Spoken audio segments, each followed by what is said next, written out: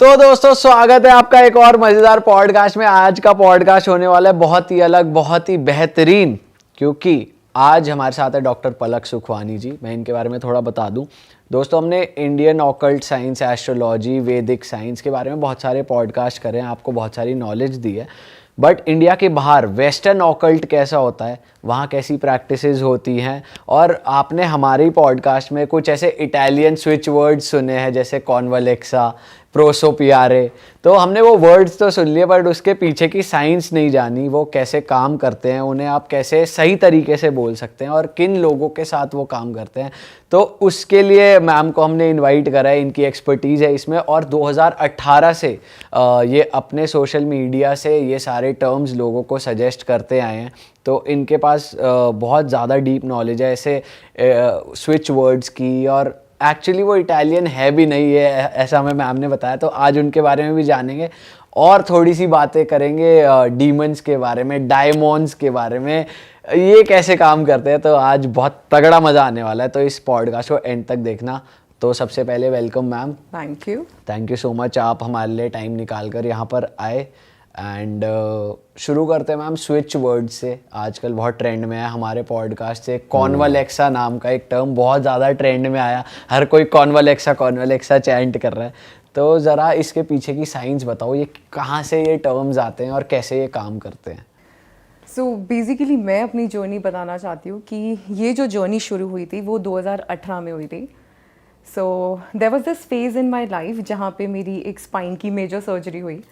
अब वो जब स्पाइन की मेजर सर्जरी हुई तब मैं मेडिकल स्कूल में थी, एंड उस दौरान वो इतना बड़ा गैप था उस दौरान। सो जब मैं रिसर्च करने लगी कि मैं अपने आप को कैसे हील कर सकती हूँ, एंड देन इट हैपेंड कि मैं एक इंसान से मिली जो कि लीच नाम की एक जगह है, जो कि बेनेडिसेरिया नाम का एक देश, आई वुड से एक रीजन है जो कि इटली में आता है।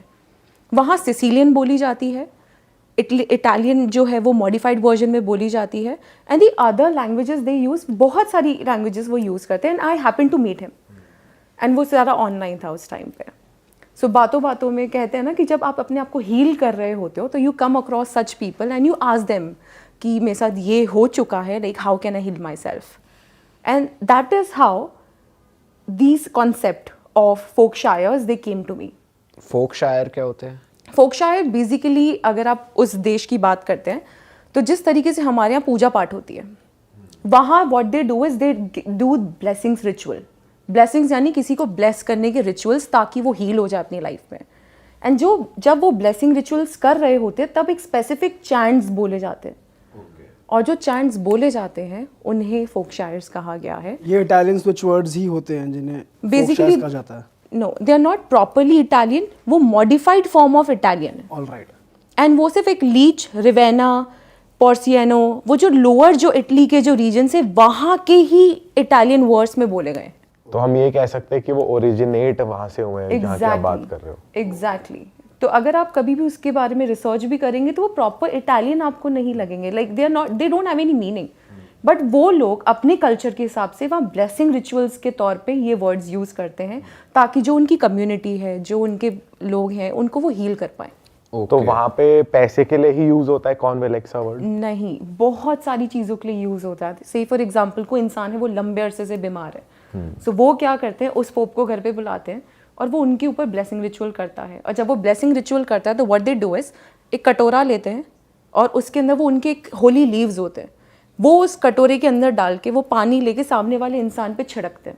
और जब वो छिड़क रहे होते हैं तो उसे कहा जाता है ब्लेसिंग, यानी किसी को ब्लेस करना कि आपकी नेगेटिव एनर्जीज निकल जाएं, और उसे ब्लेस करते हैं ताकि वो पॉजिटिव एनर्जी से इन्फ्यूज़ हो जाए।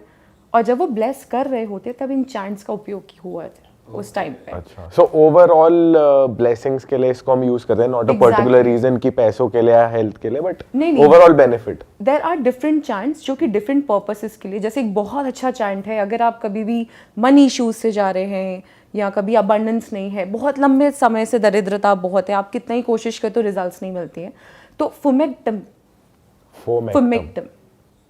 अब लिखने में अगर आप मैं बताऊंगी तो वो FOO हो जाएगा, बट उसे कहा जाता है फुमेक्टम। और जो ट है वो त आपके जीभ से आता है। So what you do is simply आप 51 टाइम्स फुमेक्टम चैंट करो। विद दैट इंटेंशन कि आपकी जितनी भी मनी ब्लॉकेजेस हैं वो निकल जाए and you are bestowed with that abundance. और इसको अगर आप प्रोनाउंस कर रहे हो तो इसी वे में करना है, भले ही कि फमेक्टम हो जाए तो ऐसा है कि वो लगेगा नहीं। I think this is the major topic why बहुत लोगों को आजकल इटालियन स्विच वर्ड्स बड़े फेमस हो चुके हैं एंड काफ़ी लोगों के मिक्स रिव्यूज़ हैं। कुछ लोगों के लिए वो काम नहीं कर रहे हैं एंड कुछ लोग कह रहे हैं कि अरे आया हुआ पैसा भी चला गया। Correct. The reason why it is happening is because उसे एक स्पेसिफिक तरीके से चैंट किया जाता है। अब से फॉर एग्जाम्पल मैं गुजराती बात कर रही हूँ तो उसका एक लहजा होगा, हम हिंदी बात करते हैं उसका एक लहजा है। इसी तरीके से फोक शायर्स या जिसे हम इस्तिये कहते हैं उनका एक तरीका होता है चैंट करने का। ऐसे बहुत अच्छा एग्जाम्पल है कॉन्वालेक्सा। बेसिकली वो कॉन्वालेक्सा नहीं, वो कॉन्वलेक्सा है। जो ए है वो साइलेंट हो जाता है। अब लोग खुश हो गए, चलो अब हम ये बोलेंगे अब आएगा पैसा, अब बढ़िया चलेगी जिंदगी। कॉन्वलेक्सा। I think I have more than 10,000 feedbacks about that because ये जो same जो switch words हैं मैं 2018 से लोगों को सिखा रही हूँ and even if you go to my website और अगर आप कोई भी मेरे social media platform पे जाते हैं वो 2018 से viral है वहाँ पे। Okay. And there are so many people who have used it. Coming back to your story, जब आप बता रहे थे जब आप बीमार थे तो उन टीचर ने आपको कुछ वर्ड्स बताए या उनसे आपने पूरा ज्ञान लिया इन 10,000 से ज़्यादा वर्ड्स? मतलब मैं अभी भी ज्ञान ले रही हूँ उन्हीं टीचर से। एग्जैक्टली उनकी पूरी कम्युनिटी है वहाँ पे। अब से फॉर एग्जाम्पल किसी को तंत्र सीखना है तो वो किन के पास जाएंगे? वो तंत्राचार्यों के पास जाएंगे। किसी को पूजा पाठ सीखना है तो वो गायत्री संप्रदाय में जाएंगे। इसी तरीके से अगर आपको वहाँ के कस्टम्स एंड रिचुअल सीखने हैं तो you have to be in touch with them. So अभी भी सीख रही हूँ, इसलिए मैं कभी भी अपने आप को वो गुरु नहीं कहती, मैं हमेशा कहती हूँ मैं लर्नर हूँ, मैं अभी भी सीख रही हूँ, मैं अंत तक सीखती रहूंगी। Okay. And there are so many chants, एक नहीं है, ऐसे 10,000 से भी ऊपर है। अच्छा। And I am still learning. तो अगर आप कुछ हमारी ऑडियंस के लिए इन जनरल में जो डेली यूज में वो कर सकते हैं, पैसे के लिए, हेल्थ के लिए और भी पढ़ाई के लिए, पढ़ाई मार्क्स अच्छे आ जाए, उसके लिए कुछ आप बता सकते हो तो बढ़िया हो जाएगा। आई थिंक आजकल बोर्ड एग्जाम्स बहुत नज़दीक है और काफ़ी बच्चे उसके लिए वेट कर रहे हैं। तो जो लोग जो मदर्स या इवन बच्चे फॉर दैट रिगार्ड्स अगर वो अच्छे मार्क्स लाना चाहते हैं, अच्छा कंसंट्रेशन उनका हो जाए, बोर्ड एग्जाम्स नज़दीक है, सो उसके लिए बहुत अच्छा चैंट है अथिनाओ। एंड इट्स नॉट लाइक एथिनाओ जिस तरीके से हम बोलते हैं, उसका एक लहजा है। ये एक्सेंट मारनी पड़ेगी देसी को, अथिनाओ ये करना, ऐसे करना पड़ेगा। क्योंकि ये तो बहुत मुश्किल है। मुश्किल तो नहीं है, बट अगर आप कोई भी चीज़ आप लूप में करते हैं, बार बार ही अगर आप सुन लो या आप इस लूप को बजा लो, आपकी मसल मेमोरी वो इतनी डेवलप हो जाती है कि आप ऐसे चैंट करने लग जाते हो। अब आप खुद के लिए बताइए, अगर आप महाराष्ट्र साइड में जाओ, आप उनके लहजे में थोड़े दिन रहते हो, आपका लहजा भी वैसा हो जाता है। अडैप्ट कर लेते हैं थोड़ा। सो वो अडेप्टेशन विद द टाइम वो आ ही जाती है। एंड मैंने ये देखा है, एक बार ही कोई चीज़ काम करने लग जाती है, उनका फेथ जब डेवलप हो जाता है वो ऑटोमेटिकली वो और चीजें मांगने लग जाते हैं। फिर तो वो और एक्स्ट्रा है, वो एफर्ट करेंगे एक्सेंट मारने का। तो ऐसे एक्सेंट निकालेंगे, उनसे बढ़िया कर देंगे वहाँ के लोगों से। कितनी बार चैंट करना है ये? अगर बेसिकली उसे 51 टाइम्स किया जाता है और उसके पीछे का भी रीज़न है क्यों 51 टाइम्स। कोई भी चीज़ मैनिफेस्ट करने के लिए आपको हायर सोर्स में अपना इंटेंशन भेजना पड़ता है, जो लॉ ऑफ अट्रैक्शन भी कहता है, स्विच वर्ड्स भी कहते हैं और हर मोडालिटी कहती है कि अगर आपको से फॉर एग्जांपल कोई कार चाहिए तो आप उसको हायर सोर्स तक भेजने के लिए आप अलग अलग टूल्स यूज़ करते हैं। अब क्या होता है, अगर आपको स्विच वर्ड्स के अंदर अल्ट्रासोनिक, अगर स्विच वर्ड्स बेसिकली काम कैसे करते हैं, वो आपके पीनल ग्लैंड को स्टिमुलेट करते हैं। अब जब वो पीनल ग्लैंड स्टिमुलेट होता है सो वहाँ से एक फ्लूइड निकलता है और वो जो फ्लूइड है वो आपके ड्यूरा मैटर तक जाता है।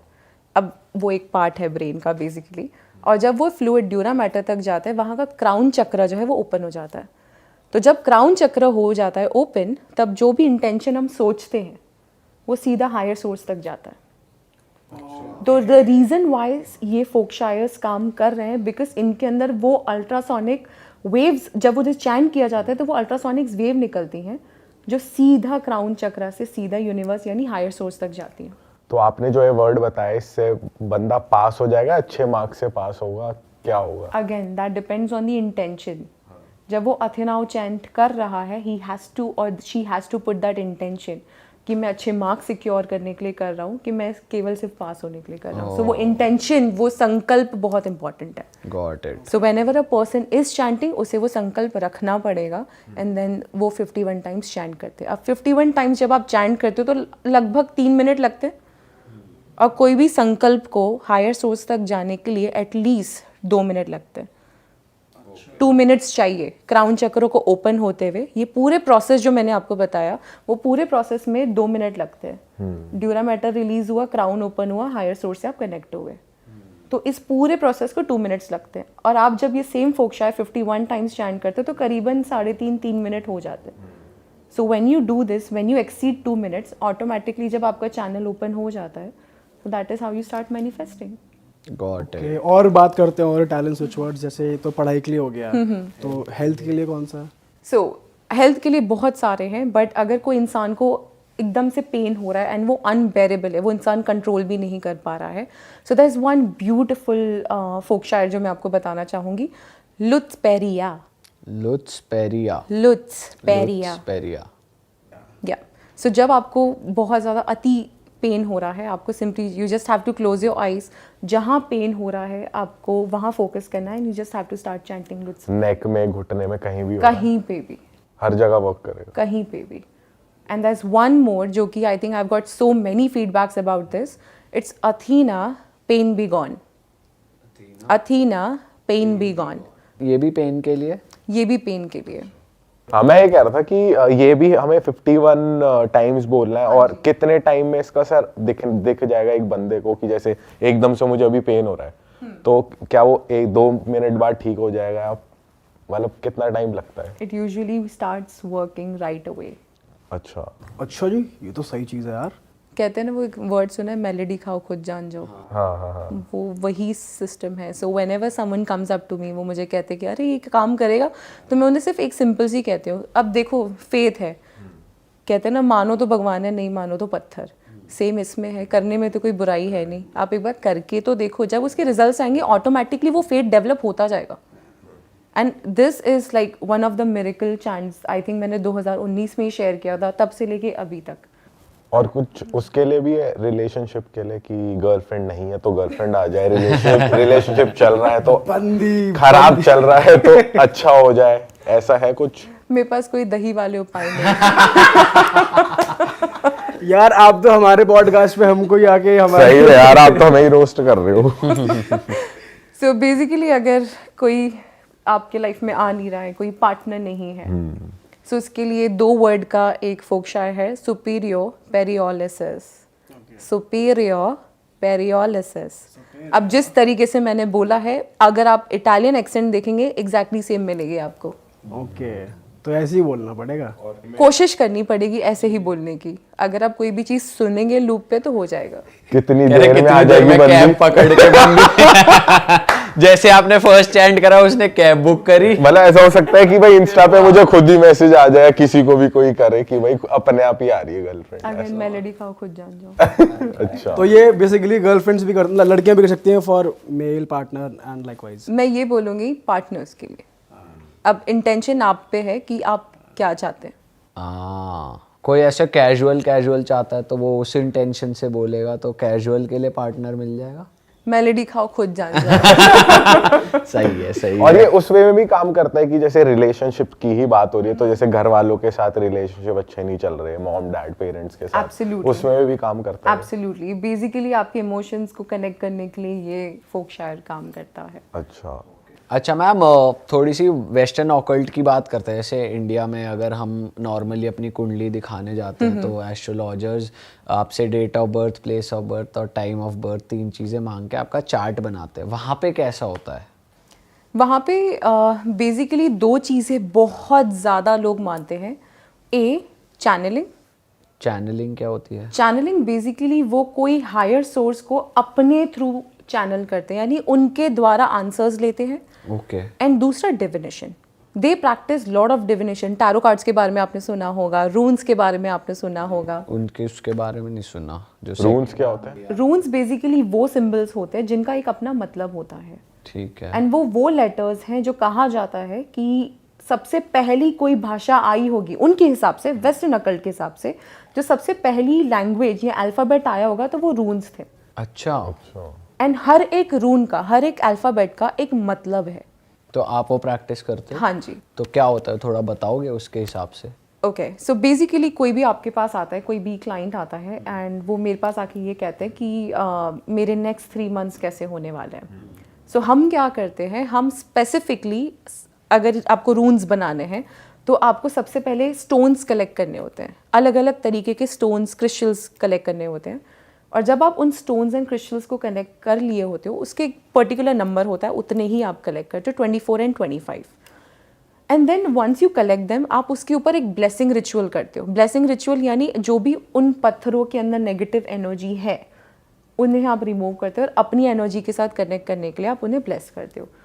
फिर आप करते हो गोल्डन इंक लेके आप वो रून्स खुद अपने हाथों से ड्रॉ करते हो। आपने लेटर सुना होगा ABC, उसी तरीके से रून्स भी वो लेटर्स हैं बट वो उनके हिसाब से नॉर्डिक लैंग्वेज में है। ठीक है। So you write those letters on those stones using that gold ink. और जब आपको किसी की रीडिंग करनी होती है तो आप क्या करते हो, उन स्टोन्स को शफल करते हो एंड जो भी स्टोन निकलता है और जो भी अल्फ़ाबेट निकलता है उसके मतलब के हिसाब से आप उनका प्रेडिक्शन देते हो। अच्छा। तो वो अल्फाबेट उन स्टोन्स पे लिखे जाते हैं। Exactly. एंड आप एक ऐसे निकालते हो जैसे कार्ड पिक करा हाँ जी। बेसिकली उस स्टोन पे, और उस पे क्या लिखा था हमने, उसके हिसाब से हम प्रिडिक्ट करेंगे कि आपका Exactly. ये आया है। तो हर एक अल्फाबेट एक पर्टिकुलर स्टोन पे ही लिखा जाएगा या वो रैंडम ऑर्डर में किसी भी स्टोन पे कोई भी अल्फाबेट लिख सकते हैं? बेसिकली आप अपनी एनर्जी के वे से चूज करते हो कि कौन से स्टोन पे आप कौन सा अल्फ़ाबेट, क्योंकि वेस्टर्न अकल्ट जो है वो स्ट्रांगली आपकी एनर्जी पे मानता है। ओके। वो तो ये भी कहता है कि जो टैरो कार्ड्स होते हैं, टैरो कार्ड्स के बारे में I think they are pretty much famous now. वो ये कहता है वेस्टर्न अकल्ट कि हर अहम ब्रह्मास्मि का जो कॉन्सेप्ट है वो फॉलो करता है और उनके हिसाब से टैरो कार्ड्स आपके फ्यूचर प्रेडिक्शन के लिए हेल्प होते हैं। बट वो ये भी कहता है कि जो भी होने वाला है आपके सबकॉन्शियस माइंड को ऑलरेडी पता होती है, ओके। बट उसे आप डेसिफर नहीं कर पाते हो, यानी उसे आप क्लियरली बता नहीं पाते हो। वो डेसिफर करने के लिए, उसका एक क्लियर मतलब के लिए आप टैरो कार्ड्स पिक किए जाते हैं। अच्छा मैम, जैसे एस्ट्रोलॉजी में अगर फ्यूचर प्रेडिक्ट करते हैं अगर क्लाइंट्स का, तो फिर वो अगर कुछ गलत होता है तो वो रेमेडीज भी बताते हैं। हाँ जी। तो वेस्टर्न ऑकल्ट साइंस में क्या रेमेडीज किस टाइप की होती है? जैसे हमको पता है एस्ट्रोलॉजी में जो रेमेडीज दी जाती हैं वो अलग होती हैं, जैसे राइट कि आपको चावल खिला देने हैं या फिर आपका शनि भारी है तो आप ये कर दीजिए। तो यहाँ पे क्या होता है, यहाँ की रेमेडीज कैसी होती हैं? यहाँ की रेमेडीज़ भी मोर और लेस सेम ही होती है, बट इतनी उनकी जो मोडालिटी है it's very different. Crystal suggest किए जाते हैं, काफ़ी छोटे छोटे क्विकी रिचुअल्स जो होते हैं वो सजेस्ट किए जाते हैं, कुछ गड़वाया जाता है, कुछ डिग करवाया जाता है। कुछ क्या होता है वो? जैसे से फॉर एग्जांपल एक बहुत अच्छा रेमेडी है, अगर कोई भी इंसान है वो नेगेटिव एनर्जी से बहुत ज़्यादा अफेक्टिव है, तो हैना जो लीफ होता है, मेहंदी जो होती है उसका लीफ लेते हैं, उस इंसान पे से एंटी क्लॉकवाइज 11 बार रोटेट करवा के अपने घर के बाहर उनको भेजा जाता है और इस जो पत्ता है उसको कोई भी पेड़ के नीचे गाड़ा जाता है। और कहा जाता है कि जो हैना लीफ होते हैं, जो मेहंदी का जो पत्ता होता है, उसके अंदर वैसे केमिकल प्रॉपर्टीज होती है कि वो सारी नेगेटिविटी को उस इंसान की ऑरा से एब्जॉर्ब कर लेता है। और उस पत्ते को जाके जब आप घर के बाहर ले जाते हो और कहीं किसी पेड़ के नीचे गड़वा देते हो, दैट मीन्स आप उन चीज़ों को ग्राउंड कर रहे हो, यानी you are sending it back to the source. So ऐसी क्विक रेमेडीज होती हैं। उस पे से मुझे याद आ रहा है, अगर कोई इंसान है जिसे बहुत ज़्यादा पैसों की प्रॉब्लम है या वो बहुत लंबे समय से बहुत संघर्ष कर रहा है बट उसे रिजल्ट्स नहीं मिल पा रहे हैं, सो वो कहा जाता है 1 रुपए का सिक्का लेते हैं या कोई पेनी, जिसे हम टूनी लूनी कहते हैं उनके भाषा में, वो 1 रुपए का सिक्का या $1 लेके घर के बाहर जाना पड़ता है। And then what you do is कि आप उल्टे खड़े रहते हो और उल्टे खड़े रह के आप उस लूनी टूनी को पकड़ते हो, यानी वो आप डॉलर के कॉइन को पकड़ते हो और आप कहते हो जितनी भी मेरी बुरी बलाएं हैं, जितनी भी मेरे ब्लॉकेजेस हैं, उन्हें मैं पीछे छोड़ रहा हूँ, I am leaving it all behind. और अपने राइट शोल्डर से आप पीछे फेंक देते हो और अपने घर के अंदर आ जाते हो। अच्छा।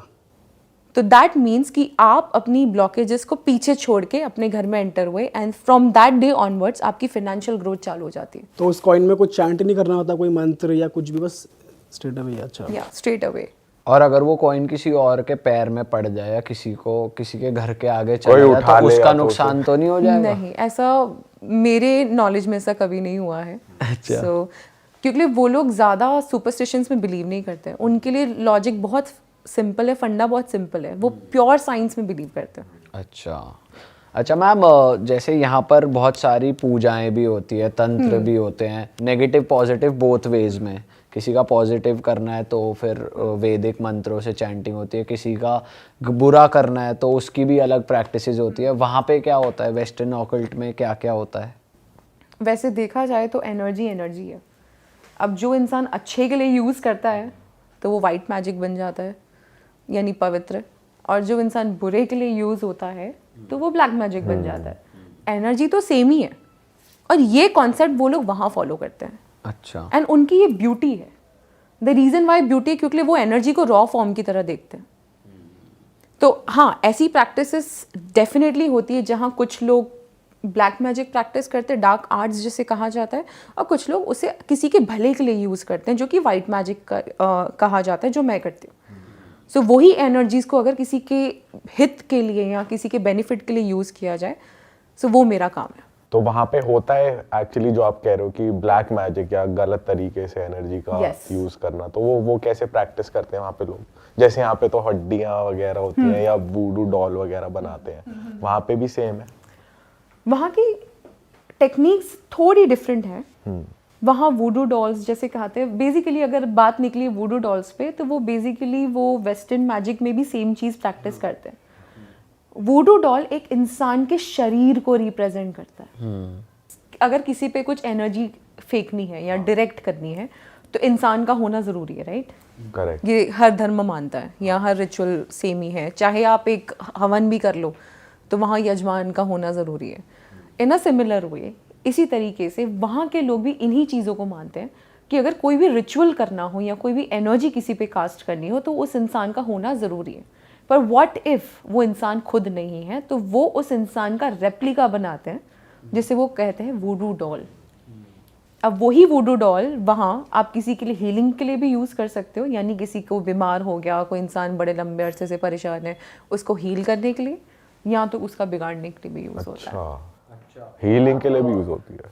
हमारी ऑडियंस को ना ज़रा वो तंत्र वगैरह के बारे में जानना बहुत पसंद है। जैसे इंडिया में भी ब्लैक मैजिक कैसे हो जाता है, किस पे हो जाता है, ऐसे चीज़ें जानने में बहुत मज़ा आता है हमारी जनता को। तो आप कुछ वहाँ की डार्क साइड बता सकते हो, मतलब कि नेगेटिव ऑकल्ट कैसे प्रैक्टिस होता है, अगर आपको नॉलेज है तो? पहला ये जो टर्म है नेगेटिव अकल्ट, वो टर्म ही गलत है। अच्छा। एंड वो इसलिए गलत है बिकॉज बहुत क्लोजली मैंने एक चीज़ वहाँ देखी, ये टर्म आपने सुना होगा, डिमनोलॉजी। ये तो आज आपसे सुना है पहली बार। इसमें क्या होता है? साइकोलॉजी सुना है, फिजियोलॉजी सुना है, ये अलग ही नहीं, उसकी बाकायदा एक पढ़ाई है। वहाँ लोग उस चीज़ को पढ़ते हैं और उसकी एक ऑफिशियल डिग्री भी है। जहाँ डिमन्स का मतलब, पहली बात तो अगर हम स्क्रैच से शुरुआत करें, सो दो टर्म्स है, डीमन और डायमॉन। अच्छा। अब हमारे कल्चर में, हिंदू कल्चर में क्या है कि सबसे पहले देवता है, फिर त्रिदेवता है, फिर हमारे सृष्टि का रचना हुई। उनके हिसाब से सबसे पहले जो क्रिएटर है वो एनसॉफ, यानी सूर्य देवता खुद। उन्होंने अपने किरणों से 72 अपने बच्चे बनाए थे, और वो हर एक बच्चे को एक एक कार्य दिया गया था। एंड वो कार्य इसलिए दिया गया था ताकि वो एक पृथ्वी को रच पाएं और वहाँ की रेगुलेशंस को संभाल पाएं। सो कैसे डिमनोलॉजी एग्जिस्टेंस में आया कि जिस तरीके से हमारे देवी देवता हैं, फिर उन्होंने सारी रचना की पृथ्वी की, राइट? वेस्टर्न अकल्ट में जो रचनाकार हैं उसे कहा जाता है एनसॉफ, यानी सूर्य देवता, टेक्निकल टर्म में या लेमन टर्म में अगर आप बात करें। उन्होंने अपनी हर एक किरण से 72 एंजल्स बनाई थी। अब जब वो 72 एंजल्स बन गई, हर एक एंजल को एक कार्य दिया गया कि एक गवर्न करेगा, एक मैनेज करेगा, एक लोगों की प्रोटेक्शन करेगा, एक किसी को बचाएगा अगर वो कोई मुसीबत पे है। बट कुछ ऐसी पॉलिटिक्स हुई, कुछ ऐसे मतभेद हुए। सो एनसॉफ यानी जो देव थे, जो क्रिएटर थे, उन्होंने डिसाइड किया कि लेट्स नॉट जस्ट, वो करते ही नहीं है, उन्होंने डिसाइड किया कि वे पृथ्वी को डिस्ट्रॉय कर देंगे। जो उन्होंने खुद ने क्रिएट किया था वो डिस्ट्रॉय कर देंगे। तो जो बच्चे उनके फेवर में खड़े रहे उन्हें आग के एंजल्स बनाया गया, और जो बच्चे उनके विरुद्ध चले गए, यानी पृथ्वी डिस्ट्रॉय होने के विरुद्ध चले गए, उन्हें फॉलन कर दिया। दैट मीन्स उन्हें बेदखल कर दिया। अच्छा। एंड ऐसे मैं ये बड़े हिंदी वर्ड्स यूज़ कर रही हूँ, बट अगर मैं इंग्लिश या टेक्निकल वर्ड्स में जाते हो तो वो कहा जाता है कि they were just deprived from heaven. तो उन्हें ही हम कहते हैं डीमंस। उन्हें धरती पे फेंक दिया एक तरीके से। एग्जैक्टली। बट जैसे अगर वो क्रिएटर हैं तो उन्होंने सीधा डिस्ट्रॉय क्यों नहीं कर दिया? वो तो क्रिएटर हैं, वो तो अपनी मर्जी चला सकते थे। बेसिकली बहुत अच्छा क्वेश्चन है। कोई माँ बाप अपने बच्चों को ये कर सकता है? आप खुद बताइए। सो द रीज़न उन्होंने वो नहीं किया बिकॉज अगेन वो उनके खुद के ही बच्चे थे। सो उन्हें बेसिकली धरती पे भेजा गया। अब जब वो धरती पे आ गए तो उनका एक एक पंख निकाल दिया गया कि वो वापस वो हेवन में ना जा पाए।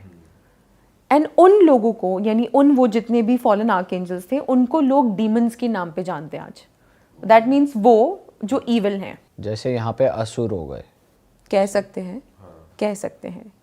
सो यहाँ पे भी दो बाइफर्केशंस है, डीमंस और डायमॉन्स। एंड जब लोग इस वर्ड डिमोनोलॉजी के बारे में सुनते हैं तो उनके दिमाग में पहले आ जाता है कि भूत पिशाच है भैया, हमें नहीं पढ़ना है, और ये सारी इविल स्पिरिट्स हैं, नेगेटिव एंटिटीज। और ये पिक्चरों में भी दिखाया गया है, वलक, नन, कॉन्जरिंग, इन सारी चीज़ों में उस तरीके से पोर्ट्रे किया गया है। बट द वर्ड डायमॉन, अगर आप उसके बारे में रिसर्च करते हैं तो पहला स्टेटमेंट जो आएगा उसका मतलब होता है वो जो मसीहा है, हायर सोर्स यानी भगवान, और ह्यूमंस के बीच। अच्छा। और उनकी स्टडी को डिमोनोलॉजी कहा गया है। हाउएवर, एडिंग टू दिस, इसका मतलब ये नहीं है कि हम सिर्फ अच्छी चीज़ों के बारे में, अच्छे एनर्जीज के बारे में सीखते हैं उन स्टडीज़ में। उनकी लीनिएज जो कि डार्क साइड की ओर है, उनके बारे में भी सिखाया जाता है। रीज़न, ताकि हम उनसे प्रोटेक्टेड रह पाएं। Got it. और इसकी पढ़ाई क्या चर्च में ही होती है, कोई और स्पेशल जगह है इसके लिए? जैसे कि कहते हैं कि सेटन के चर्च भी होते हैं स्पेसिफिकली, वहाँ पे होती है? कहाँ पे होती है एग्जैक्टली? बेसिकली इनके बारे में मिस्ट्री कवन्स होते हैं। कवन्स का मतलब ये होता है जहाँ से फॉर एग्जांपल कोई सनातन धर्मी है, तो वो जो धर्म को फॉलो करते हैं तो वो एक बेसिकली वो एक सोशल ग्रुप बन जाता है, राइट, जो एक ही लीनियज को फॉलो करते हैं। इसी तरीके से अब्रॉड में देयर आर कवन्स, दैट मीन्स ऐसे ग्रुप ऑफ पीपल जो एक चीज़ों को, एक पर्टिकुलर डायरेक्शन को फॉलो करते हैं। तो वहाँ ऐसे कितने सारे कवन्स हैं। बेसिकली आप यूके में देख लीजिए, आप यूएस में देख लीजिए, कनाडा हो गया, इवन अगर आप मिडिल यूरोपियन साइड में जाते हो तो बहुत सारे ऐसे कवन्स हैं जो इन सारी प्रैक्टिसेस को रिलीजियसली फॉलो करते हैं। आंसरिंग द क्वेश्चन, सिर्फ चर्च में ये सारी चीज़ें नहीं सिखाई जाती, बट उनके खुद के एक मिस्ट्री स्कूल्स हैं। और वहाँ सिर्फ उन्हीं लोगों को लिया जाता है जिनकी कांस्टेंट परीक्षाएं होती है, जिनकी एनर्जी लेवल वहाँ तक मैच होती है। तो कोई भी लेमन को डायरेक्टली नहीं सिखाया जाता है, आपको उसके लिए कुछ प्रोसीजर्स फॉलो करने पड़ते हैं, कुछ एग्ज़ाम्स यानी कि जैसे वर्बल इंटरव्यूज़ होते हैं, वो प्रैक्टिस या वो फॉलो करने पड़ते हैं। And that is how you get into those mystery schools. और ये जो डीमंस और डिमोनिक की आप बात करो, इन सब का अगर मैं पूछूं कि जैसे लूसीफर के बारे में कहा जाता है कि इन सब का हेड वो है कि वो इन सबको संभाल रहा है, तो ऐसा कुछ है, मतलब बताया जाता है उन लोगों को वहाँ पे? यस, हमारे पृथ्वी के अराउंड 8 लेयर्स हैं। टेक्निकली 7 के बारे में हमने सुना है अभी तक के 7 लेयर्स हैं, और मैं ये स्पिरिचुअली बात कर रही हूँ। 8वां लेयर के बारे में कोई नहीं बात करता, क्योंकि ये कहा जाता है कि उस 8वें लेयर में, वो 8वें रेल्म में, ये सारे डिमोनिक एंटिटीज रहते हैं। अब जिस तरीके से आपने सुना होगा कि हमारे सबसे पहले हमारे फादर्स आते हैं, फिर उसके ऊपर 4 फादर्स, उनके ऊपर और 4 फादर्स, उसी तरीके से जब ये एनसॉफ की ये जो स्टोरी मैंने आपको बताई कि किस तरीके से ये 72 एंजल्स एंड आर्क एंजल्स बने, उनकी एक लीनिएज हुई थी। तो सबसे पहले जिस आर्क एंजल को बनाया था वो फर्स्ट लेयर में आ गए। अब उनमें 3 थे, लूसीफर, माइकल एंड गैब्रियल। उस जो टॉप मोस्ट लीनिएज में थे, यानी जो सुप्रीम, जिनको सबसे ज़्यादा पावर दी गई थी, वो 3 थे। And most of the viewers, सबको पता है कि आर्कएंजल माइकल, आर्कएंजल गैब्रियल ये कितने पॉपुलर हैं एंड कितने लोग उनको पूछते हैं। But the very first lineage जो आई थी वो इन तीनों की आई थी। उसके नीचे और एक 8 लोगों की लेयर आई, फिर लेयर्स, तो इस तरीके से लीनिएज बनती गई। अब जो फर्स्ट लीनिएज हुई, सो उन्होंने बेसिकली सुप्रीम कमांडमेंट ले ली। कमांडमेंट यानी उन्होंने एक अलग से ग्रुप बनाया जब उनको पृथ्वी पे फेंका गया, तो उन 8 की जो यूनिटी थी उसको 8वां लेयर दे दिया गया। The reason why it's called 8th layer, because वहाँ वो 8 एंटिटीज हैं, वो 8 हायर डिमेंशनल एनर्जीज हैं, एंड उसी का ही एक पार्ट है लूसीफर। और सिर्फ ल्यूसीफर ही नहीं है, उसके पीछे ल्यूसीफर के भी 4 रूप है। सेटन, जिसे सुतान कहते हैं, हर एक रिलीजन में इनके बारे में वर्णन किया हुआ है।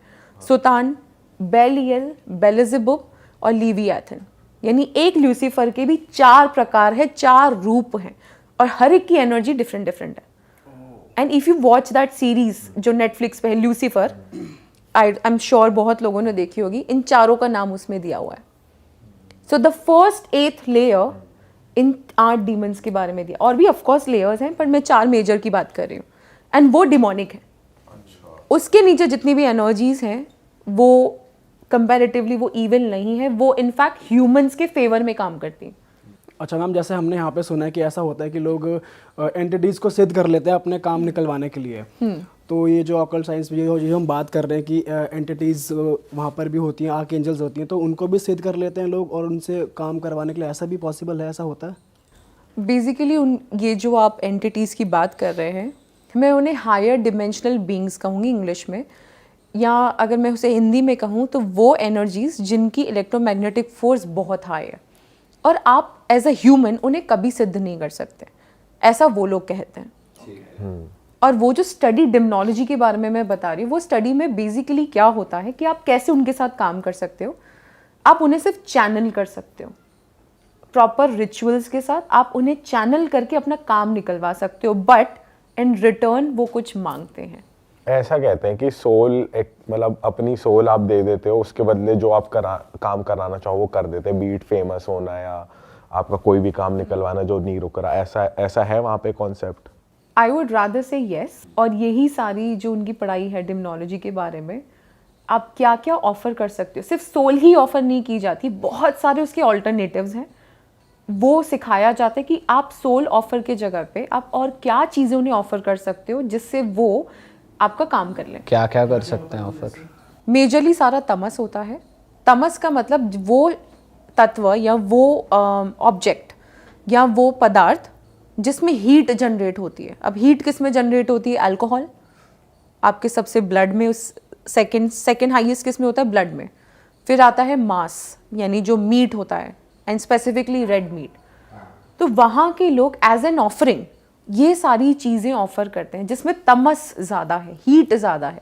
तो मैम ऐसा कहा जाता है कि जो भी आदमी इन हायर बीइंग्स को एक तरीके से डिस्टर्ब कर रहा है अपने काम के लिए, उसको बहुत ज़्यादा खुद से भी मतलब उसका बहुत नुकसान होता है, उसको अपने ऊपर बहुत चीज़ें लेनी पड़ती है। जैसे यहाँ भी कहते हैं कि अगर आप किसी जैसे यहाँ पे बहुत फेमस टर्म है कर्ण पिशाचनी, अगर आप उन्हें सिद्ध कर रहे हो और आप उनसे अपना काम निकलवा रहे हो, किसी का भी बुरा कर रहे हो, तो फिर आपको नेक्स्ट जन्म में मतलब आप बहुत नीचे की ग्रेड की उसमें पैदा होते हो, मतलब आपको वो पे बैक करना पड़ेगा क्योंकि आप यूनिवर्स के साथ खिलवाड़ कर रहे हो एक तरीके से।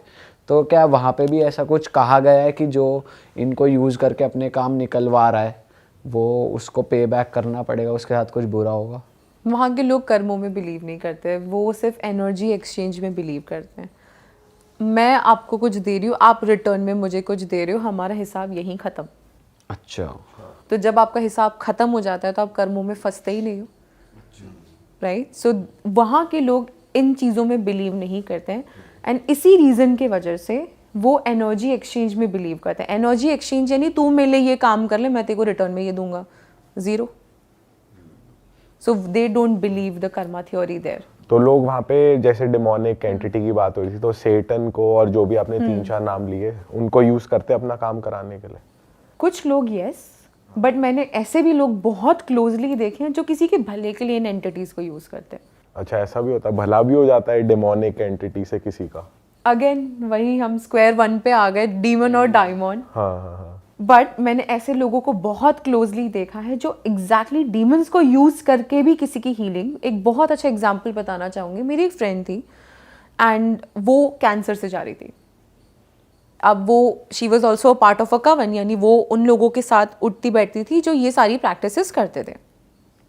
तो जब उसने बताया कि मेरा लेवल 3 कैंसर है और वो मेटास्टाइज हो रहा है, मेटास्टाइज यानी फैल रहा है पूरे बॉडी में, और मेरे पास बहुत कम दिन है, तो उन्होंने बोला ठीक है तू आ जा। अब वो गई, और वो उनका जो मीटअप्स होते हैं वो सिर्फ संडे को ही होता है, और एक स्पेसिफिक टाइम जब जो सूर्य है वो एग्जैक्टली 90 डिग्री पे, यानी 12 बजे 1 बजे के बीच में होती है। सो उसको बुलाया और उसे बोला कि अगर आपको हील होना है तो आप क्या दे सकते हो रिटर्न में। तो कहती है कि आप क्या चाहते हो कि अब मुझे हील होना है, बस मुझे बचना है बिकॉज मेरे छोटे बच्चे हैं, तो आप क्या दे सकते हो। तो वहाँ का जो हेड थे, जो बेसिकली वो पूरा रिचुअल लीड कर रहे थे, उन्होंने बोला ठीक है, हर संडे आके तुझे थोड़ा सा अल्कोहल चढ़ा के जाना है यहाँ पे, बट इन रिटर्न वो तुझे हील करेगा और जिंदगी भर जब तक तू जिंदा है तुझे ये रिचुअल को भूलना नहीं है। अच्छा। आज भी वो लड़की जिंदा है, उसके 2 बच्चे हैं, बहुत सुंदर से बहुत प्यारे से बच्चे हैं, शी इज़ अलाइव। उसका पूरा कैंसर ठीक हो गया है और आज भी वो संडेज को जाती है उस चर्च में, चर्च नहीं बोलूँगी, इट्स अ रॉन्ग वर्ड, वो कवन में जाती है और वहाँ जाके वो अल्कोहल चढ़ाती है और वो अपना ग्रैटिट्यूड ऑफर करती है कि आपकी वजह से मैं ज़िंदा बची। सो नॉट ओनली मैंने ऐसा देखा है कि बिगड़ते हुए, मैंने ऐसे भी लोगों के साथ बहुत क्लोजली रही हूँ जो किसी के भले के लिए भी करते हैं। सो ये मेरा पर्सनल एक्सपीरियंस रहा है। अरे वाह। और बिगड़ने वाला कोई एक्सपीरियंस रहा है? सो बिगड़ने वाले में अगर आप यूट्यूब पे जाते हो तो काफ़ी वीडियोस ऑलरेडी हैं, काफ़ी बड़ी बड़ी हस्तियाँ ऑलरेडी मेंशन की हुई हैं, बट क्यों बिगाड़ते हैं वो, या क्यों ये कंट्रोवर्सी आई है बिगड़ते हुए, क्यों वो इतने ज़्यादा फेमस है कि अरे आप डीमंस को वर्शिप करोगे तो बिगड़ जाएगा। एक टर्म होता है जिसे कहते हैं ऑफरिंग। डीमंस काम ही इस पे करते हैं, तू मेरे लिए ये कर, मैं तेरे लिए ये कर दूंगा। उनका हिसाब किताब फंडा सिंपल है, बट जब आप उनके रिटर्न में जो प्रॉमिस किया हुआ होता है अगर आप नहीं करते हो, दैट इज व्हेन वो उल्टा करना चालू करते हैं। दे टेक एवरीथिंग बैक, वो सब वापस ले लेंगे जो दिया है। अच्छा। बेट मनी, फेम, एब्सोल्युटली। एंड इसके बारे में तो I think it's world famous. अगर आप यूट्यूब पे जाएंगे एंड उसके रेपरकशंस देखेंगे जो कितने लोगों को उल्टा पड़ा है, वो एक ही कारण से, उन्होंने वो ऑफरिंग उस टाइम पे एज प्रॉमिस्ड नहीं की थी।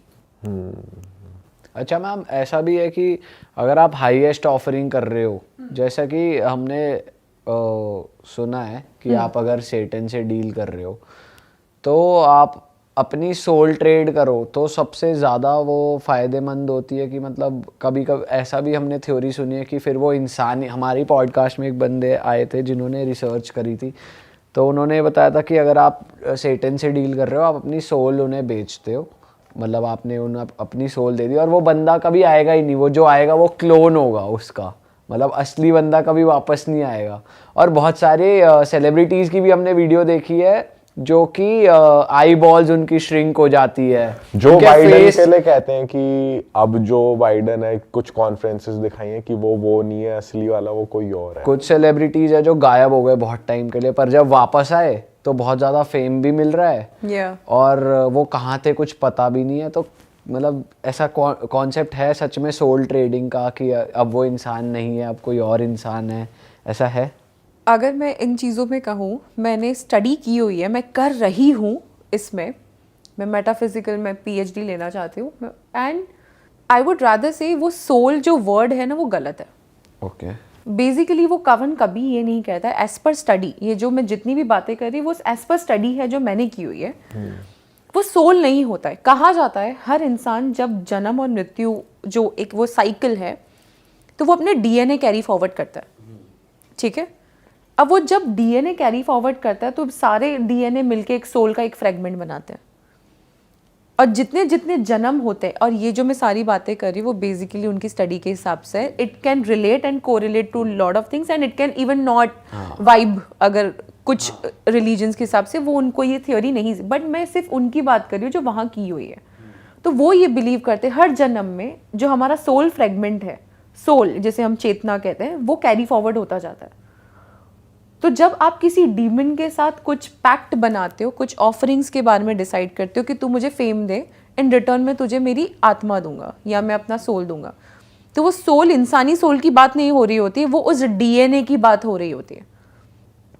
तो जब वो ऑफरिंग, डीएनए यानी हमारे बॉडी सेल्यूलर स्ट्रक्चर के अंदर जो डीएनए होता है और उनके अंदर इलेक्ट्रोमैग्नेटिक फोर्स होता है, वो इसलिए वो लोग ट्रेड कर रहे होते हैं ना। तो जब वापस वो सोल, वो डीएनए आ ही नहीं सकता वापस। ये साइंटिफिक स्टडी है कि अगर उन्होंने एक बार ही वो डीएनए निकाल दिया, उस एनर्जी को निकाल दिया, आप वापस उसे नहीं अपने बॉडी में डाल सकते। And the reason why they act different जब वो वापस कॉन्शियसनेस में आ जाते हैं इज बिकॉज ऑलरेडी वो डीएनए जा चुका है, तो अब वो वापस आ ही नहीं सकता, and this is why their body this it starts shape shifting. तो इसके बाद क्या तो जो उनकी DNA बॉडी वो में जो ट्रांसफॉर्म हो जाता एग्जिस्ट है? कर रहा है वो क्या है? तो डीएनए एनर्जी है, इलेक्ट्रोमैग्नेटिक फोर्स, वो तो डीमन यूटिलाइज कर चुका है ना, तो वो वापस कैसे दे सकता है वो एनर्जी को? तो फिर जो ह्यूमन है वो एग्जिस्ट कैसे कर रहा है, उसकी बॉडी में क्या है? अब वो पास्ट लाइफ से भी तो अपने सोल फ्रेगमेंट्स कैरी कर रहा है ना। अच्छा, उसके अंदर एक नहीं है, उसके पास्ट लाइफ से मल्टीपल फ्रेगमेंट्स है सोल के। एक इसका अच्छा एग्जांपल देती हूँ। कभी ऐसा हुआ है कि आपको ऐसा लगता है कभी पिज्ज़ा अच्छा लगता है, कभी नहीं अच्छा लगता है? कभी ऐसा हुआ है? मतलब वो पिज्जा तो फिर हम हमेशा ही अच्छा उस लगता पे है। नाम डाल देते हैं कि इसने अच्छा नहीं बनाया। वो तो टेस्ट अच्छा नहीं हुआ उसका। अब वो अगर आप डिफरेंट वे से सोचे तो एक इंट्यूशन की बात करते हैं। कभी ऐसा होता है कि नहीं ये चीज़ अच्छी लग रही, कभी ऐसा लगता है नहीं नहीं हटा हटा, यू नो। तो देयर आर डिफरेंट वॉइसेस जो आपके अंदर से आती हैं। बहुत बार तो वो जो डिफरेंट वॉइसेस आती हैं वो मल्टीपल सोल फ्रेगमेंट्स की वजह से होता है as per the western theory. तो एक बार ही जब वो डीएनए दे दिया, उस डीमन ने तो यूटिलाइज कर दिया, बट बचे हुए तो है ना, उसके पास्ट लाइफ से वो कैरी फॉरवर्ड तो कर रहा है ना, इसलिए वो इस जन्म जैसा नहीं होता है। एक बार ही वो डीएनए चला गया, इसलिए उसकी बॉडी शेप शिफ्ट होने लग जाती है। ये शेप शिफ्टिंग क्या होता है? शेप शिफ्ट इज बेसिकली जब आपके बॉडी में स्ट्रक्चरल चेंजेस आते जाते किसी एनर्जी की वजह से। अच्छा, एक अभी एक रील वायरल हुई थी जहाँ पे प्लेन में आई थिंक बहुत लोगों ने देखी होगी कि एक रेप्टाइल, एक नॉर्मल इंसान था, वो अचानक से रेप्टाइल शैक बन गया, फिर वो नॉर्मल हो गया। हाँ। और उस पूरे इंसिडेंस को उस विमेन ने विटनेस किया and she got freaked out कि ये इंसान नहीं है और वो पूरा हल्ला कर रही है। हाँ। एग्जैक्टली। जब पृथ्वी की रचना हुई थी, एज पर देयर थियरी बहुत सारी मैजिकल कम्युनिटीज अर्थ पे लैंड हुई थी। उनमें से एक थी रेप्टाइलियन शैक्स, जो कहा जाता है वो अपनी शेप शिफ्ट कर सकते हैं। अच्छा, सो इन अ सिमिलर वे जो मैंने आपको बताया था, शेप शिफ्टिंग जब आपके बॉडी में किसी आउटर एनर्जी की वजह से आपकी बॉडी का स्ट्रक्चर चेंज हो जाता है, उससे शेप शिफ्टिंग कहा। एक बहुत फेमस रील थी, हाँ। काफी पुरानी है, वो बियॉन्से की है, वो परफॉर्म कर रही है स्टेज पे और ऐसे हेड हिलाती है तो उनका एक डिमोनिक फेस आता है। उनका जो एक्चुअल फेस है वो लेफ्ट में होता है, राइट लेफ्ट होता है, और एक फ्रंट इस वाले एंगल पे एक डिमोनिक फेस आता है। तो ये वही है, शेप शिफ्टिंग ही है ये? Can be, I am not sure but it can be. बाप रे। मतलब ओवरनाइट सक्सेस के लिए ये बट मैं ये जानना चाहता हूँ कि जैसे लेट सपोज मैंने अपनी सोल ट्रेड कर लिया, अब मैं इस जन्म में ये काम कर रहा हूँ, ठीक है, अब मेरी ये स्किल सेट है, मेरी सोल की ये स्किल सेट है, या कोई सिंगर है, तो अगर वो डीएनए निकल गया, मतलब इस लाइफ का डीएनए निकल गया, पिछले जन्म में मैं सिंगर नहीं था, बट मैं इस जन्म में फिर और अच्छे गाने कैसे बना पाऊंगा कि मेरे को फेम मिलती जाएगी? बेसिकली उसे ही अकल्ट कहा जाता है, जब बिकॉज ये एनर्जीज के पास वो पावर्स होती हैं जो आपको मन चाहे चीज़ों में चैनल कर सकते हो आप। Got it.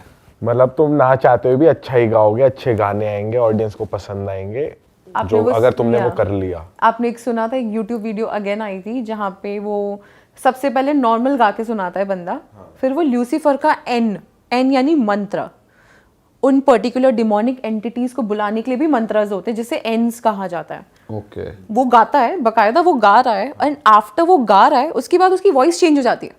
ओ, ये तो आप लिंक भेजना, ये हम देख रहे हैं। ऐसी बहुत लिंक्स हैं, इनफैक्ट अगर आप यूट्यूब पे जाके इनके बारे में रिसर्च करोगे, ऐसी बहुत लिंक्स हैं। और वहाँ पे ऐसा भी कुछ है कि जैसे कहते हैं कि भाई एंटिटी से मुझे कुछ करवाना है, तो जैसे किसी के अंदर आती है तो ये तो बहुत ज़्यादा पावरफुल एंटिटीज होती हैं, सेटन, लूसीफर, तो हर कोई झेल सकता है क्या इतनी एनर्जी कि वही किसी के सपोज मेरी बॉडी में है तो मेरे थ्रू कोई कुछ मांगना चाह रहा है, तो काफ़ी ज़्यादा एनर्जी चाहिए होती होगी इसके लिए इंसान को, या सिद्ध होने की ज़रूरत वहाँ पे है ऐसा कुछ? पहली बात, वेस्टर्न अकल्ट में आप कभी भी किसी एंटिटी को, ऐसी एंटिटीज को आप अपने शरीर में ला ही नहीं सकते। अच्छा। जैसे हमने यहाँ पे देखा है, लोगों को देवी आती है शरीर में, वो ऑल्टर्ड स्टेट ऑफ कॉन्शियसनेस में चले जाते हैं एंड देन वो उस एनर्जी को अपने अंदर बुलाते हैं। वैसा वहाँ के लोगों के हिसाब से वो मानता ही नहीं है, वो सिर्फ एक ही चीज़ मानते हैं, कुछ रिचुअल्स, स्पेसिफिक रिचुअल्स, इन्वोकेशंस करके उन्हें बुलाया जाता है, उन्हें कमांड किया जाता है, फिर एक्सचेंज डील की जाती है कि ठीक है तू मेरे लिए काम कर ले, रिटर्न में मैं ये दे दूंगा। बट वो अपनी बात कैसे रखते? जैसे सपोज अगर हमने उन्हें यहाँ पर बुलाया और हमें पहली बात तो पता कैसे चलता है कि वो आ गए? वो दिखते हैं फिजिकल फॉर्म में, या कुछ चीज़ें हिलती है, जैसे उइजा बोर्ड होता है, वो चीज़ें हिलती है, ऐसा कैसे पता चलता है कि वो आ गए? उनके जो रिचुअल्स होते हैं उसमें बहुत तमस का यूज़ होता है। अब जब वो तमस में क्या क्या चीज़ें होती हैं, जैसे स्कल्स हो गए, ह्यूमन स्कल्स हो गए, वॉन्ड्स हो जाती हैं, क्रिस्टल्स के यूज़ किया जाता है। अब जब वो रिचुअल हो रहे होते हैं उस टाइम पे ऐसे काफ़ी लोगों का मानना है, ऐसे काफ़ी लोगों ने देखा हुआ है कि उन्हें फील होता है कि उनके लेफ्ट हैंड साइड पे, लेफ्ट शोल्डर के पीछे कोई खड़ा है और वो खुद अपने कॉन्शियसनेस में नहीं होते हैं और वो जो बोल रहे होते हैं वो उसके इन्फ्लुएंस में आके बोल रहे होते हैं। Got it. So this is how they practice. And अगर जैसे मान लो कि अल्कोहल ऑफरिंग करी कि हम आपको अल्कोहल चढ़ाएंगे, वो कहते हैं नहीं मुझे अल्कोहल नहीं, ऐसा होता है कि वो रीनेगोशिएट करते हैं कि अच्छा इतना बड़ा काम है, अल्कोहल से नहीं होगा, इसके लिए ये चाहिए होगा, ऐसा होता है? नहीं, वहाँ के लोग अपनी इंटेंशन के हिसाब से उस एनर्जी को पिक करते हैं। कोई बड़ा काम है, कोई मुश्किल सा काम है, तो वो उस तरीके की इलेक्ट्रोमैग्नेटिक फोर्स को पिक करते हैं और उस तरीके का तमस देते हैं रिटर्न में। अब कोई छोटा मोटा काम है तो वो नॉर्मल इन्वोकेशन करके भी हो जाता है, बट अगर कुछ बड़ा काम है तो उसके लिए स्पेशल प्रैक्टिसेस होती है, एक स्पेशल रूम डेडिकेट किया जाता है, उनके ऑल्टर क्लॉथ्स होते हैं, यानी स्पेसिफिक सिंबल्स होते हैं, उन्हें रखा जाता है, तमस चढ़ाया जाता है, and that is how they deal with the demons. मतलब कुछ लोग वहाँ पे ये प्रैक्टिस कर रहे हैं और जो आम जनता है वहाँ पे जाती है, वो लोग अपना काम भी निकलवाते हैं उनके through and they are making money out of it, ऐसा हो रहा है। मनी इज, मैंने to be very honest with you, मैंने जितने लोगों को देखा है उन्होंने आज तक एक पाई भी चार्ज नहीं की है। अच्छा। They do it because it's in their lineage, उनके ब्लड में है, उनके फादर्स ही सालों से प्रैक्टिस करते आ रहे हैं। Got it. जैसे यहाँ तो एस्ट्रोलॉजर्स चार्ज करते हैं, अगेन वही कर्मों का हिसाब है कि हाँ एनर्जी ऐसे, तो वहाँ चार्ज नहीं करते? नहीं। तो फिर उनका एनर्जी एक्सचेंज कैसे होता है? वो तो ज़्यादा मानते हैं इसमें। नहीं, वो ये कहते तू मेरे लिए काम कर दे, मैं ये। So what they believe is unity. कवन का मतलब होता है यूनिटी। एक इंसान तकलीफ में है तो सारे लोग उसके लिए उसकी मदद करने में लग जाते हैं, तो उनको जो भी ज्ञान है, उनके पास जो जो नॉलेज है, जितना उनकी बॉडी इलेक्ट्रोमैग्नेटिक फोर्स झेल सकती है, वो सारी चीज़ें करते हैं एक इंसान को मदद करने में। So this is how they do the transaction. तो ये kind of a secret society होती है क्या, या ये पब्लिसाइज करते हैं कि कोई भी आके ज्वाइन कर सकता है हमारे कवन को, कैसे होता है? ऐसा कभी नहीं होता है, वो सीक्रेट सोसाइटीज़ होती हैं। और ऐसा नहीं कहूँगी कि वो एकदम सीक्रेट होते हैं, काले में घूमते हैं और वेम्पायर डायरीज की तरह, ऐसे नहीं होते हैं। उनके वारसे में वो चीज़ें चल रही होती हैं। वारसे में इन द सेंस कि अगर मुझे मेरे दादा प्रैक्टिस कर रहे हैं तो वो अपने ग्रैंड चिल्ड्रन को सिखाते हैं, एंड इस तरीके से वो कैरी होता जाता है। सो ऐसा कोई कवन होते होंगे, डेफिनेटली हैं और होते होंगे, I am not denying the fact, but जितनी ऑथेंटिकली मैंने उनको करीब से जाना है वो उनके लीनियज से चलता आ रहा है। ओके। वाह यार। थोड़ा ना आप अपने बारे में बता दो अब कि जैसे आपके क्लाइंट एक्सपीरियंस, आप कैसे लोगों को हेल्प करते हो, या आप कोई भी जैसे आपको रीच आउट करता है तो आप कैसी समस्या आपके पास लोग लेके आते हैं यूजुअली, थोड़ा बताओ। सो जब मेरे पास कोई आता है, सबसे पहले मैं अगर ये बोल दूं कि मेरी इंटरेस्ट बचपन से ही वेस्टर्न अकल्ट के साइड बहुत ज़्यादा रहा है। तो जब मैं डेंटिस्ट्री करके निकली, मैं डॉक्टर बन गई, सो सडनली वन डे एक मेरी मम्मा पूछते कि बेटा अब तेरे लिए शादी का लड़का ढूंढ रहे हैं, नाउ यू डिसाइड तुम्हें क्या करना है। तो मेरे पापा मुझे साइड में ले जाके बोलते एक काम कर, तू बाहर चली जा, कि तू ये सारी चीज़ों में नहीं फंसेगी, तू बाहर चली जा। अब ऑलरेडी बचपन से वो था ही कि वहाँ के लोग कैसे मैजिक प्रैक्टिस करते हैं, वहाँ की एनर्जीज कैसी हैं। यहाँ तो मैंने सब कुछ देख लिया क्योंकि अपब्रिंगिंग ही वैसी फैमिली में हुई जहाँ लीनिएजेस पर्टिकुलर एक रिलीजन फॉलो करते थे। तो अब वो जिज्ञासा इतनी थी, वो इंटरेस्ट इतना था, सो आई स्टार्टेड रिसर्चिंग। फिर मैंने एक कंट्री पिक किया, वहाँ के लिए मैंने वीज़ा अप्लाई की। अब जब मैं वहाँ गई, इन चीज़ों को बहुत क्लोजली प्रैक्टिस किया, and it's been ever since 2017 ये चीज़ों को मैं प्रैक्टिस करती आ रही हूँ। बट मुझे डिमोनोलॉजी के बारे में पता है क्योंकि मैंने उन लोगों के साथ बहुत क्लोजली रह के देखा है, उनकी प्रैक्टिसेस को बहुत क्लोजली जाना है कि वो क्यों करती है। आपको डर नहीं लगा? ऑनेस्टली नहीं। And the way I heal people is कि लोग फर्स्ट अपनी प्रॉब्लम लेके जब आते हैं, तो जितनी मोडालिटीज़ मैं प्रैक्टिस करती हूँ, मैं सबसे पहले देखती हूँ कि कौन सी एनर्जी सबसे ज़्यादा इसके फेवर में है, कौन सी एनर्जी इस पर सूट करेगी, एंड बेस्ड ऑन दैट मैं डिसाइड करती हूँ कि वेदर मुझे स्पेल्स करना है इस इंसान के लिए, वेदर मुझे इन्हें कुछ बना के देना है कि ये तावीज़ वो पहन सकते हैं, वेदर मुझे इनको हीलिंग सेंड करनी है, या वेदर इनको मुझे कुछ सिखाना पड़ेगा कि जैसे फोक शायर्स के बारे में मैंने बताया, पेगन चैंट्स के बारे में बताया, इस्तिया, तो मैं उन्हें चैंट्स भी सजेस्ट करती हूँ। सो बहुत जिस तरीके से जो क्लाइंट्स आते हैं, जिस नीड के हिसाब से आते हैं, उनकी एनर्जी के हिसाब से या इंटेंसिटी ऑफ नीड के हिसाब से मैं उन्हें डिफरेंट डिफरेंट चीज़ें बताती हूँ। और ये बिल्कुल सात्विक होता है सब कुछ। डिपेंड करता है उनके इंटेंशन पे और उस time need of the moment क्या है। किसी अगर इंसान वो को ओपन है इस चीज के लिए कि भाई तामसिक मैं चाहता हूँ काम जल्दी हो, तामसिक वे में कर दो, तो आप कर दोगे? अगर मैं डिप्लोमेटिक ना बन के कहूँ तो यस। Okay, nice. चलो भाई, मजा आ मजा गया आपसे बात करके, पॉडकास्ट में बात करके। और भाई इतनी बढ़िया डार्क बातें भी मतलब होंगी, बढ़िया बढ़िया बातें भी हाँ, होंगी। सही सही में है, यार, कुछ मतलब अलग ही बात बहुत हुई है। बहुत नई चीजें पता चली एकदम बिल्कुल उस पार की। और अगर ऑडियंस आपको मजा आया तो भाई कमेंट कर दो कि आपको इस पॉडकास्ट का पार्ट 2 चाहिए, हम मैम को फिर से इनवाइट करेंगे अगर ये इंडिया में हुए तब तक। तो फटाफट आप कमेंट कर दो पार्ट 2 के लिए। एंड अगर आपको मैम को रीच आउट करना है तो उससे जुड़ी सारी डिटेल्स डिस्क्रिप्शन में मेंशन्ड है। आप इनको इंस्टाग्राम पे भी फॉलो कर सकते हैं, इनका इंस्टाग्राम भी डिस्क्रिप्शन में मेंशन्ड है।